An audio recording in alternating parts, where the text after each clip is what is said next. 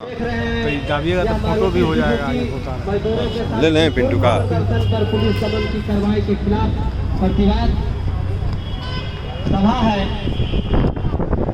हम लोगों को सबसे पहले इस बात पर गौर करना होगा कि यह स्थिति जो पैदा होते जा रही है कि अब हमको अपने प्रदर्शन करने के लिए भी प्रदर्शन करना पड़ रहा है कि हमको प्रदर्शन करने दिया जाए।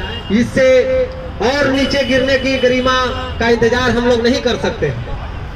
जैसा कि मान लिया जाए जो शरीर पर वस्त्र है उसको भी जब नोचने के लिए अगला तैयार है और हम शांतिपूर्ण खड़ा है कि नहीं भाई देखो ये गलत काम है, ऐसा नहीं चलेगा। हमें उसके लिए एकदम तैयार रहना होगा कि विचार रखने वाले जो लोग हैं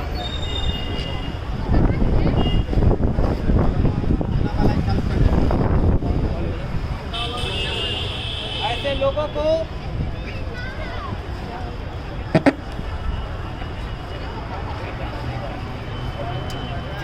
हेलो तो हम लोगों को ऐसे विचार रखने वाले लोगों को उखाड़ के फेंक देने के लिए हमें अब एकदम तैयार होने की जरूरत है साथियों, क्योंकि दिन पर दिन जिस तरह से हमारे ऊपर जुल्म बढ़ते जा रहा है, खास करके तब से जब से ये मोदी सरकार आई है। ये मोदी सरकार वो तानाशाह जिसको हम लोग कहते हैं, ये अपने मनमानी के दौर पर देखिए तीसरी बार सत्ता में आ गया और हम मजदूर वर्ग अपनी सभा को भी संबोधित नहीं कर पा रहे हैं। तो ये सबसे पहले हमारी कमी है।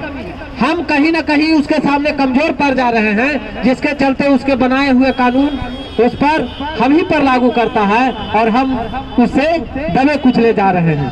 साथियों, हमारे विचार में जो कमियां हैं, हम जाति वर्ग धर्म न जाने और कितने समस्याओं से घिरे हुए हैं।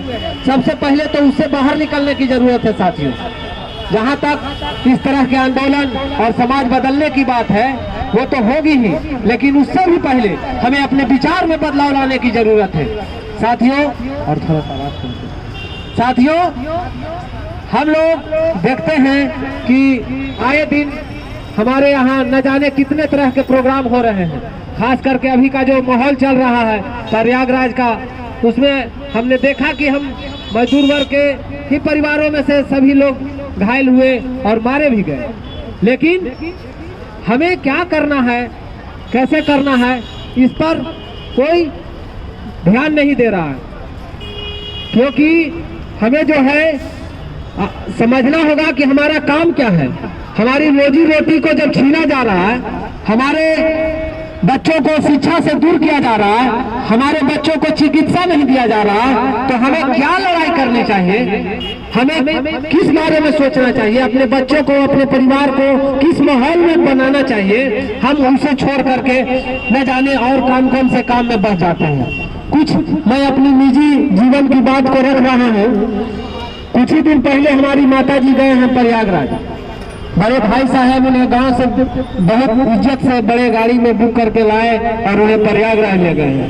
हमारी माँ ने हमारी बाप से पूछा कि देखो तो बड़का बेटा हमको प्रयागराज ले जा रहा है, और ये जो है नालायक ये बोलता है कि माथा नहीं मुड़ाएगा।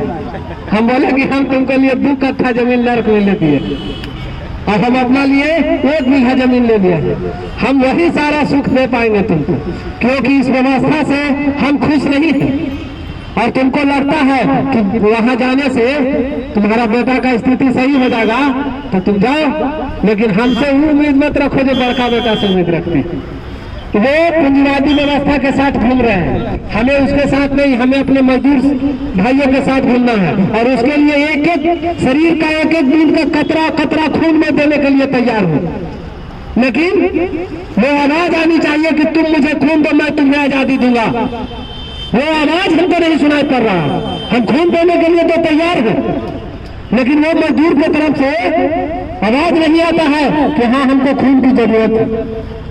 हमें बहुत अफसोस होता है जब हम अपने मजदूर साथियों को इस बात के लिए आह्वान करते हैं कि चलिए प्रतिवाद सभा है, ये सभा है, आप लोग को चलना चाहिए, मजदूर का आंदोलन है, लेकिन वो अपने निजी जीवन में और धार्मिक पाखंड में इतना डूबे हुए हैं कि बाबा धाम जायला, जितिया, जेठान, तीज, करवा चौथ और न जाने कितना पर्व जो है हम लोग को साल में काम करने में सब दिन बाधित करता है, लेकिन इस तरह के प्रोग्राम में अपने बौद्धिक विकास के लिए जब उनको बुलाया जाए तो कहते हैं कि एक दिन का मेरा समय लॉस हो जाए।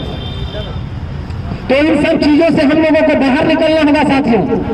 आपको जो यहाँ से ज्ञान प्राप्त होगा, हमारे बुद्धिजीवी साथियों के द्वारा बोला गया एक एक बात आपके जीवन के लिए अमृत के समान है, लेकिन आप धीरेन्द्रा के फेरा में हैं, आप रामदैया के फेरा में हैं, आप लोधिया के फेरा में हैं, कोई काम नहीं देगा।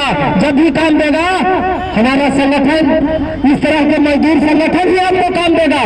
जब आपका कहीं पर किसी तरह का विवाद उत्पन्न हो जाएगा, आपके निजी जीवन में पैसे की कमी आ जाएगी, आपका कमाया हुआ पैसा आपको सरकार के द्वारा किसी मजदूर को सताया जाएगा, तो उस समय इस लाल झंडा को आप याद कीजिएगा। वो शंकर और बजरंग वाला हनुमान वाला नहीं याद आएगा। इसकी खबर नहीं है कि वो किसी पार्टी के यहाँ से राम हनुमान किसी का भी झंडा, मोदी का, बीजेपी का, आरएसएस का झंडा लेके चल जाएगा तो पार्टी पैसा देगा, लेकिन ये लाल झंडा देखने के बाद उसका पैकेट तुरंत ढीला होता है। इस बात को आपको याद रखना चाहिए। आपका एक ही झंडा है, आपका एक ही धर्म है, मजदूर वर्ग के हित के लिए जान ले लेना और जान दे देना, इसका सिवा दूसरा कोई काम नहीं है। अगर इसमें आप सफल नहीं होते हैं तो आप वास्तव में ये जो जीवन आपको मिला है उसमें आप सबसे पीछे खड़ा हैं। आप प्रयागराज घूम लीजिए, इलाहाबाद घूम लीजिए, दुनिया के किसी कोना में घूम लीजिए, मोक्ष की प्राप्ति नहीं होगा। जब आपके बगल वाला मजदूर साथी भूखा मर रहा है और आप मालिक के तलवा चाट रहे हैं और बिना टीका चंदन लगा रहे हैं, ये कोई मोक्ष की प्राप्ति नहीं है। हमारे साथी, हमारे जानकारी में किसी मजदूर के साथ जुल्म समस्या हो रहा है, वहां अगर आप खड़ा नहीं है तो सबसे बड़ा गद्दार आप। वो जो तानाशाह बैठ के कहता है ना कि मेरे खिलाफ जो बोलते हैं वो गद्दार है। हम लोग इतना पावर में आने की जरूरत है कि उसको थर थर काटने की जरूरत पड़ जाएगा साथी। लेकिन हम सबसे पहले जिस पाखंड में डूबे हुए हैं, पाखंड में बैठे हुए हैं, हम 365 दिन में 200 दिन के पर्व त्योहार मनाने में बर्बाद हो जाते। इससे बाहर निकलने की जरूरत है साथी। और इस पूरे भारत में हमारी संख्या इतनी है कि अगर एक आवाहन पर सारे मजदूर साथी आ जाए तो एक दिन में सत्ता को बदला जा सकता है। लेकिन वो जो जड़ में जो बैठा हुआ है, धार्मिक पाखंड जो बैठा हुआ है, जाति का जहर जो बोला गया है, हम अपने आप को मानते ही नहीं है कि हम मजदूर वर्ग के अड्डा दस्ता है। हम मानते हैं कि हम यादव हैं, कोरी है, कुम्हार है, हिंदू है, कोई मुस्लिम है, सिख है, ईसाई है। इससे तो पहले बाहर निकला जाए। असली लड़ाई का जड़ ये है, और इसको बढ़ावा देने वाले ये जो आरएसएस के जो लोग हैं ये है। हम मजदूर वर्ग को अपनी बात रखने के लिए भी अगर किसी का परमिशन लेने का जरूरत पड़ रहा है तो इससे बुरा दिन अब आने वाला नहीं है सच। एकदम नीचे आ गए हम लोग, और इसको उखाड़ फेंकने के लिए हम तमाम मजदूरों को एक साथ आगे आकर के इसको उखाड़ के फेंक देना है। साथियों, बहुत खुशी होता है जब हम सभी साथी एक साथ एक जगह इस तरह के प्रोग्राम में एक दूसरे से मिलते हैं। मौका नहीं है किसी को किसी के घर जाके मिलने। तो जो भी हमारे साथी लेट से ही सही आए हैं, मैं उनका भी धन्यवाद करता हूं। और यहाँ पर आए हुए सभी साथी को मैं एक बार फिर से धन्यवाद। आइए कुछ नारा लगाते हैं। दुनिया के मजदूरों को इनकलाब जिंदाबाद, आवाज दो,